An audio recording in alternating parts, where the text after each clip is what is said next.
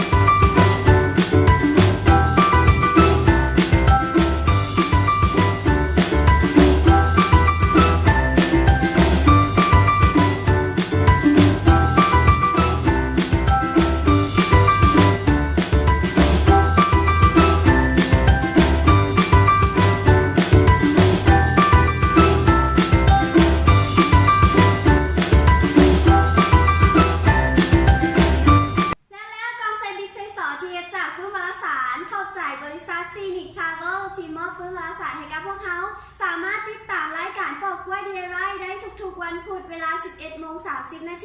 อย่าลืมกดไลค์กด Subscribe คลิปนี้หลายๆเด้อ